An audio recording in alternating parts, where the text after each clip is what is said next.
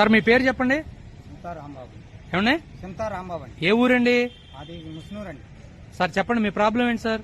Problem sir 75/1లో sir మాది భూమి number 75/1. ఎంత విస్తీర్ణం సార్? అది 2 ఎకరాల 65 సెంట్లు సార్.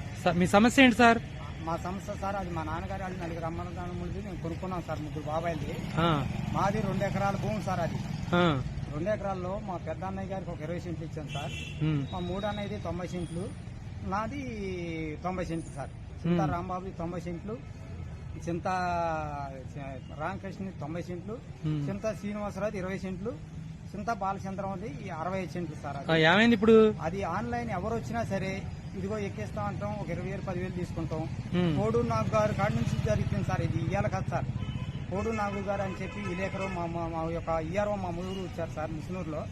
ఆయన 2009-8 కాడి నుంచి ఇది జరుగుతుంది సార్. ఇది ఒక రోజు 2 రోజులు. అంటే మీరు సచివాలయంలో కానీ అట్లాగే మండల అధికారులకు కానీ ఫిర్యాదు చేశారా? ఫిర్యాదు చేస్తాకి వీళ్ళకే పెట్టాం సార్. ఇయ్యారు వారికి వాళ్ళకి కాగితాలు పెడుతున్నాం సార్. అయినా స్పందించలేదా? వాళ్ళు స్పందించలేదు సార్. వాళ్ళు ఇదిగో చేస్తున్నాం అని చెప్పి అంటాం. ఎవరు వచ్చినా ఇయ్యారో మారిపోతున్నాయి తప్ప ఇప్పుడు వరకు అమర్ సింధు గారు కానీ మన మస్తాన్ గారు కాడ అలాగే చేస్తాం అని చెప్పి ఇప్పటికి మా రామకృష్ణ అన్నకి 10,000 రూపాయలు డబ్బులు ఇవ్వాలి సార్. దానివల్ల భూమి ఇప్పుడు మా పిల్ల పెళ్లిడికి వచ్చింది సార్. అది ఎవరికైనా భూమి ఇద్దామన్నా దాన్ని ఆన్లైన్ ఎక్కపోవడం వల్ల ఎవరు తీసుకునే పరిస్థితి లేదు. పిల్ల అయితే పెళ్లిడికి వచ్చేసింది.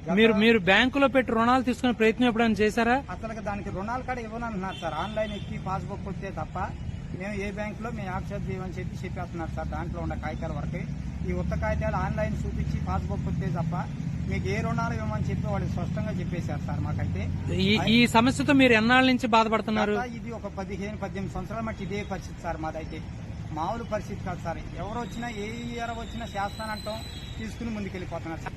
ఈ సమస్యని పరిష్కరించాలని కోరుతున్నాం సార్.